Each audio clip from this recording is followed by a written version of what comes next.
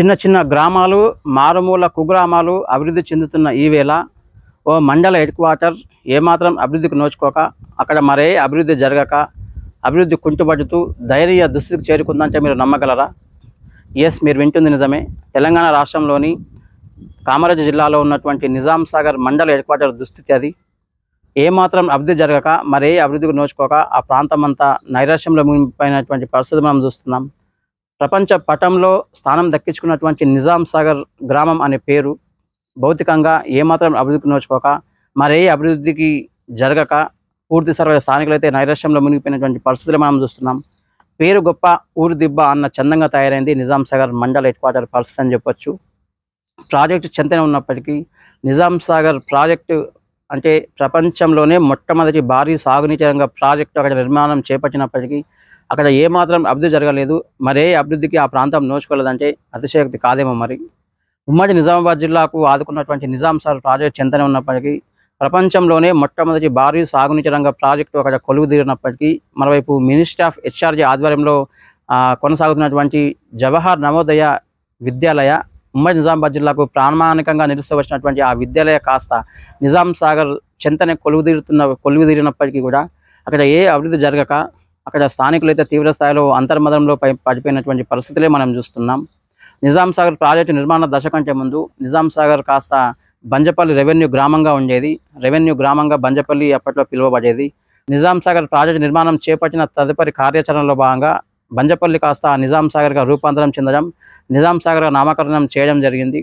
నైజాం ప్రభుత్వంలో అక్కడ డ్యామ్ నిర్మించినటువంటి ఆ పరిణామక్రమంలో బంజపల్లిని కాస్త నిజాం సాగర్గా నామకరణం చేస్తూ నిజాం సాగర్గా పేరు గాంచినటువంటి నిజాం సాగర్ ప్రపంచ చరిత్రలో ఎక్కినటువంటి ఈ పరిణామక్రమంలో ఏ అభివృద్ధికి నోచుకోక, మరే అభివృద్ధి అక్కడ జరగక, ఆ స్థానం కల్పించక పూర్తి స్థాయిలో నిజాం సాగర్ అయితే కళావిహీనంగా తయారు కావడంతో పాటు అత్యంత వెనుకకు నెట్టేసిన ప్రాంతంగా నేడు చరిత్ర పుటల్లో నిలిచిపోయినటువంటి పరిస్థితులే మనం చూస్తున్నాం. చిన్న చిన్న కుగ్రామాలు సైతం అభివృద్ధి చెందుతున్నటువంటి ఈ పరిణామక్రమంలో ఒక్క నిజాం సాగర్ మండల హెడ్ క్వార్టర్ మాత్రం ఎందుకు అలా తయారైంది? ఎవరు దీనికి కారణం? ఎవరు దీనికి కారకులు అనేటటువంటి ప్రశ్నలు ప్రస్తుతం తలెత్తుతున్నటువంటి పరిస్థితులే మనం చూస్తున్నాం. మరోవైపు నిజాం సాగర్ ఉమ్మడి మండలంలో అంతర్లీనంగా ఉన్నటువంటి మహమ్మద్ నగర్ మండలం ఎట్టకలకైతే గత బీఆర్ఎస్ పాలనా హయాంలో పూర్తి స్థాయిలో దానికి బీజం పడింది. నిజాం సాగర్ నుంచి మహమ్మద్ నగర్ మండలం విడిపోయినటువంటి ఈ నేపథ్యంలో ఉమ్మడి మండలం నిజాం సాగర్కు సంబంధించి 30 రెవెన్యూ గ్రామాలతో ఉన్నటువంటి నిజాం సాగర్ కాస్త 14 గ్రామాలకే కుదుర్చుకుపోయినటువంటి ఈ పరిణామక్రమంలో అసలే గతంలో ఏమాత్రం అభివృద్ధికి నోచుకోక నైరాశ్యంలో మునుగు తేలుతున్నటువంటి నిజాం సాగర్ కాస్త నేడు 14 గ్రామాలకే పరిమితమైనటువంటి నిజాం సాగర్ మండలం నెట్టివేయబడింది అనేటటువంటి విషయంలో ఎలాంటి సందేహం లేదు. క్లియర్ కట్గా మనం చెప్పవచ్చు. మనకు రవాణా సౌకర్యానికి సంబంధించి నేటికి ఆశించినంత స్థాయిలో ఆర్టీసీ బస్సుల రాకపోకలు నిలిచిపోయినటువంటి ఈ పరిణామక్రమంలో నిజాం సాగర్ మరింత అత్యంత వెనక్కిపోయినటువంటి పరిస్థితి మనం చూస్తున్నాం. గతంలో నిజాం సాగర్ ప్రయాణ ప్రాంగణం అంటే హుమ్నాబాద్తో పాటు ముంబై, షిర్జీ వివిధ సుదూర ప్రాంతాలకు వివిధ రాష్ట్రాల నుంచి రాకపోకలు విరివిగా సాగిస్తున్నటువంటి ఆర్టీసీ బస్సులు ఎన్నో మరెన్నో. ప్రస్తుతం అందుకు భిన్నంగా ఉంది ఇప్పుడు ప్రయాణ ప్రాంగణ పరిస్థితి అని చెప్పొచ్చు. పూర్తి స్థాయిలో పాలకుల నిర్లక్ష్యం, ప్రభుత్వాల నిర్లక్ష్యం కారణంగా నిజాం సాగర్ ప్రయాణ ప్రాంగణం వెలువడబోవడంతో పాటు వివిధ రకాల ఆర్టీసీ బస్సులు నిజాం సాగర్ చెంతకు చేరలేకపోవడంతో ప్రయాణికులకు తీవ్ర అవస్థలు, అదేవిధంగా తీవ్ర ఇబ్బందులు ఎదురవుతున్నటువంటి పరిస్థితులు మనం చూస్తున్నాం. ఇటు బొగ్గుగుర్ష నుంచి వచ్చేటటువంటి బస్సులతో పాటు మరొక నరసింహరావుపల్లి నుంచి వచ్చేటటువంటి బస్సులు నిజాం సాగర్కు ఏమాత్రం రాకపోవడంతో పూర్తి స్థాయిలో ప్రయాణ ప్రాంగణం వెలువెళ్ళబోతున్నటువంటి ఈ పరిణామక్రమంలో స్థానికులతో పాటు ఇతర సుదూర ప్రాంతాల నుంచి రాకపోకలు సాగిస్తున్నటువంటి ప్రయాణికులకు, స్థానిక ప్రజలకు కూడా తీవ్ర ఇబ్బందులు ఎదురవుతున్నాయనేటటువంటి కఠోర వాస్తవం అక్కడ మనకు దర్శనమిస్తుంది. ప్రభుత్వాలు మారుతున్నాయి, పాలకులు మారుతున్నారు. ఎన్నికల స్టంట్లో భాగంగా నిజాం సాగర్ను అది చేస్తాం, ఇది చేస్తాం, నిజాం సాగర్ ప్రాజెక్టును టూరిజం హబ్గా మారుస్తాం. మరోవైపు నిజాం సాగర్లో అభివృద్ధి పరుగులు పెడుతుంది. ఆ అభివృద్ధి మాత్రం నిజాం సాగర్ పరుగులు పెట్టే ప్రయత్నంలో తమ వంతు పాత్ర అమోఘంగా ఉండబోతుందని చెప్తున్నటువంటి నేతల మాటలు నేటికి ఆచరణ అసాధ్యం కావడం, ఆచరణకు నోచుకోకపోయినటువంటి ఈ పరిణామక్రమంలో పూర్తి స్థాయిలో నిజాం సాగర్లో అభివృద్ధి కుంటుపడిందని చెప్పాలి. నిజాం సాగర్ ప్రాజెక్టు చెంతనే ఉన్నప్పటికీ సాగునీటి కటకట తప్పడం లేదు, అదేవిధంగా తాగునీటి కటకట సైతం తప్పడం లేదు. నేటికి నిజాం సాగర్కు దాదాపు 175 కిలోమీటర్ల మేర విస్తరించినటువంటి ప్రధాన కాలువ ద్వారా సాగర్ ఆయకట్టు చివరి ఆయకట్టుకు నీరందించేటటువంటి నిజాం సాగర్ కనీసం D1 కాలువ ద్వారా నిజాం సాగర్ చెంతన ఉన్నటువంటి నిజాం సాగర్ హెడ్ క్వార్టర్లో ఉన్నటువంటి ఆయకట్టుకు నేటికి నీరందించలేక నిస్సాయ స్థితిలో రైతన్నలు కొట్టుమిట్టాడుతున్నారంటే పాలకులకు ఏ రకమైనటువంటి దురదృష్టి నిజాం సాగర్ పైన ఉంది, ఇక్కడ రైతులపై ఇక్కడ స్థానికులపై ఎలాంటి దురదృష్టి పాలకులకు ఉందనేటటువంటి కఠోర వాస్తవం మనకు తేటతెల్లమవుతున్నటువంటి పరిస్థితులే మనం చూస్తున్నాం. ఒకప్పుడు జనావాసాలతో, ప్రయాణ ప్రాంగణంతో, ప్రయాణికులతో, వివిధ రకాల ఆర్టీసీ బస్సులతో కిక్కిరిసిపోయి కనువిందు చేసినటువంటి ఆర్టీసీ ప్రయాణ ప్రాంగణం ప్రస్తుతం అయితే వెలవెలబోతున్నటువంటి పరిస్థితి మనం చూస్తున్నాం. ఒక బాన్స్వాడ, బోధన్, అదేవిధంగా జహీరాబాద్, కామారెడ్డి ఈ డిపోల మినహా మిగతా ఏ బస్సులు ఇక్కడికి దరి చేరలేకపోవడం, అదే సందర్భంలో గతంలో ఉన్నటువంటి పరిస్థితులు ప్రస్తుతం అందుకు భిన్నంగా ఉన్నటువంటి ఈ పరిణామక్రమంలో చిరు వ్యాపారస్తులు రోడ్డున పడే పరిస్థితి ఏర్పడిందంటే అతిశయోక్తి కాదేమో. మరి కనీసం ఇప్పుడున్నటువంటి లీడర్లు పూర్తి స్థాయిలో నాయకత్వ లక్ష్యాలను మర్చిపోయి స్వార్థ రాజకీయాలకు తెరలేపుతున్నటువంటి ఈ పరిణామక్రమంలో ఇది స్థానికులకు, స్థానిక ప్రజలకు, అక్కడి రైతులకైతే మరింత శాపంగా మారినటువంటి పరిస్థితులే మనం చూస్తున్నాం. స్థానికంగా నిజాం సాగర్ మండల హెడ్ క్వార్టర్లో స్థానిక నాయకత్వ లోపం స్పష్టంగా కనిపిస్తుందని చెప్పక తప్పదు. మరి ఎందుకంటే స్థానికుల పట్ల, స్థానిక ప్రజల పట్ల, ఊరు పట్ల, తమ గ్రామం డెవలప్మెంట్ పట్ల ఎవరు ఆసక్తి కనబరచడం లేదు, మరెవరు అందుకు అనుగుణంగా అడుగులు వేయడం లేనటువంటి వాదనలు అక్కడ బలంగా స్థానికంగా వినిపిస్తున్నటువంటి పరిస్థితులు మనం చూస్తున్నాం.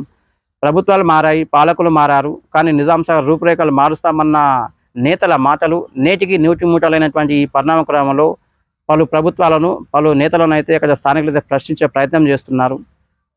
అక్కడ స్థానికులకు అక్కడ అభివృద్ధిని కాంక్షిస్తూ ఎవరు అడుగులు వేయకపోవడం, మరోవైపు ఆ దిశగా ఎవరు పయనించకపోవడం కారణంగా నిజాం సాగర్ మండలం ప్రపంచ చరిత్రలో, ప్రపంచ పటంలో స్థానం దక్కించుకున్నటువంటి నిజాం సాగర్ అనేటటువంటి ఒక గ్రామం పేరు ప్రస్తుతం భౌతికంగా అక్కడ ఏ అభివృద్ధి జరగక, మరే అభివృద్ధికి నోచుకోక నైరాశ్యంలో మునిగిపోయినటువంటి సందర్భాలే మనం చూస్తున్నాం. మొన్నటికి మొన్న బీఆర్ఎస్ పీరియడ్లో బీజం పడినటువంటి సెంట్రల్ లైటింగ్ పనులు నేటికి కార్యరూపం దాల్చకపోవడంతో నిజాం సాగర్ చీకట్లను మగ్గిపోయినటువంటి పరిస్థితులే మనం చూస్తున్నాం. మరోవైపు జేఎన్వి మినిస్టర్ ఆఫ్ హెచ్ఆర్జీ ఆధ్వర్యంలో కొనసాగుతున్న జేఎన్వి చెంతనే ఉన్నప్పటికీ ఉమ్మడి నిజామాబాద్ జిల్లా వరప్రదాయని ప్రపంచంలోనే మొట్టమొదటి భారీ సాగునీటి రంగ ప్రాజెక్టు నిజాం సాగర్ చెంతనే నైజాం ప్రభుత్వం నిర్మింపబడినప్పటికీ కూడా నేటికి ఆ ప్రాంతం వెనుకబడిందంటే గత ప్రభుత్వాలు ఏ రకంగా దృష్టి సారించాయి, పాలకులు ఏ రకమైనటువంటి దృష్టితో నిజాం సాగర్లో అడుగుపెట్టారు, స్థానిక ఓటర్ల బలంతో అందలమెక్కినటువంటి నేతలు సైతం పక్కకు తప్పుకొని నిజాం సాగర్ను విస్మరించారు. నిజాం సాగర్ అభివృద్ధిని ఏమాత్రం కాంక్షించలేదు. తమ ఓట్ల కోసం వచ్చినటువంటి నేతలు తమ అభివృద్ధికి ఏమాత్రం పాటుపడలేనటువంటి వాదనలు అక్కడ స్థానికులు బలంగా వినిపిస్తున్నటువంటి పరిస్థితి మనం చూస్తున్నాం. మరోవైపు గత ప్రభుత్వాలు కావచ్చు, ప్రస్తుతం ఉన్నటువంటి ఈ ప్రభుత్వం సైతం నిజాం సాగర్ ప్రాజెక్టును టూరిజం హబ్గా మారుస్తాం, పర్యాటక శోభ సంతరించుకునేలా చేస్తాం, నిజాం సాగర్ను అన్ని రంగాల్లో అభివృద్ధి పరిచేలా తన వంతు కృషి చేస్తామంటూ కూడా గత ప్రభుత్వాలు, పాలకులు చెప్తూ ఊదరదంపు విన్యాసాలకు పాల్పడుతున్నప్పటికీ ప్రస్తుతం కాంగ్రెస్ ప్రభుత్వం అధికారంలో ఉంది. కాంగ్రెస్ పార్టీ తరఫున బరిలోకి దిగినటువంటి తోట లక్ష్మీకాంతరావు ఎట్టకేలకైతే నిజాం సాగర్ మండల ప్రజల ఓటర్ల సహాయంతో 1152 ఓట్ల మెజారిటీతో అప్పటి సిట్టింగ్ ఎమ్మెల్యే అయినటువంటి హనుమంత్ సింజేపై తోట లక్ష్మీకాంతరావు అయితే 1152 ఓట్ల మెజారిటీతో గెలుపొందడం జరిగింది. అధికార పార్టీ ఎమ్మెల్యేను కాదని నూతనంగా వచ్చినటువంటి తోట లక్ష్మీకాంతరావుకు ఆదరించి తమ ఓటర్లు తమ హక్కున చేర్చుకొని 1152 ఓట్లతో లీడ్లతో నిజాం సాగర్ మండల ప్రజలైతే లక్ష్మీకాంతరావును గెలిపించడం జరిగింది.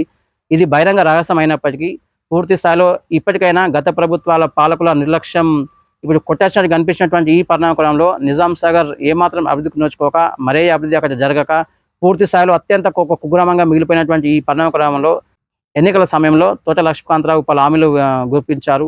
నిజాం సాగర్ను అన్ని రంగాల్లో అభివృద్ధి పరుస్తా, తనకు 1152 ఓట్ల మెజారిటీ ఇచ్చి తన గెలుపుకు కృషి చేసినటువంటి నిజాం సాగర్ను ఖచ్చితంగా హక్కున చేర్చుకుంటా, నిజాం సాగర్లో అభివృద్ధిని పరుగులు పెట్టేందుకు తన వంతు పాత్ర పోషిస్తా, నిజాం సాగర్ అభివృద్ధి చెందాలంటే టూరిజం హబ్గా మార్చేందుకు తన వంతు పాత్ర పోషించడంతో పాటు పర్యాటక శాఖ వారి సౌజన్యంతో అక్కడ టూరిజం హబ్గా మారుస్తానని హామీ ఇచ్చినటువంటి ఈ నేపథ్యంలో తోట లక్ష్మీకాంతరావు హామీలైనా ఈసారి నెరవేరాలని, అదే సందర్భంలో నిజాం సాగర్ ఏమాత్రం అభివృద్ధికి నోచుకొని నిజాం సాగర్ తోట లక్ష్మీకాంతరావు హయాంలోనైనా కనీసం కాంగ్రెస్ ప్రభుత్వం రాష్ట్రంలో కొలువుదీరినటువంటి ఈ పరిణామక్రమంలో ఇప్పటికైనా నిజాం సాగర్లో అభివృద్ధి పరుగులు పెట్టాలని అక్కడ వారంతా కళ్ళలో వత్తులు వేసుకొని మరీ ఎదురు చూసినటువంటి సందర్భం మనం చూస్తున్నాం. ఇటువంటి లోకల్ లీడర్షిప్ నాయకత్వం కొరవడినటువంటి నేపథ్యం, నాయకత్వ లక్షణాలు విస్మరించారు. అదే సందర్భంలో నిజాం సాగర్ ప్రజల గురించి ఎవరు పట్టించుకోవడం లేదు. కనీసం స్థానిక నాయకులు సైతం నిజాం సాగర్ బాగోగుల గురించి ఆలోచించడం లేదు. స్వార్థ రాజకీయాలకు తెరలేపుతూ నిజాం సాగర్ అభివృద్ధిని కాంక్షించే దిశగా అడుగులు వేయటం లేదనేటటువంటి వాదనలు బలంగా వినిపిస్తున్నటువంటి ఈ తరుణంలో కనీసం జుక్కల్ ఎమ్మెల్యే తోట లక్ష్మీకాంతరావు అయినా ఈ వ్యవహారంపై దృష్టి సారించాలి. జుక్కల్ కాన్స్టిట్యున్సీలో అత్యంత వ్యాపార వాణిజ్య కార్యకలాపాలకు అత్యంత దూరంగా ఉన్న ఒక ప్రాంతం ఉంది అంటే అది నిజాం సాగర్ అని చెప్పాలి. ఇప్పటికైనా తోట లక్ష్మీకాంతరావు ప్రత్యేకంగా నిజాం సాగర్ మండల హెడ్ క్వార్టర్ అభివృద్ధిని కాంక్షిస్తూ దృష్టి సారించాలి.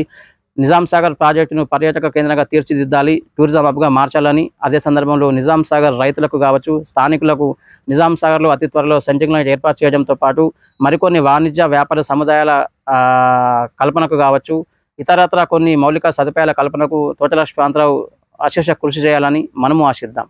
Over to studio.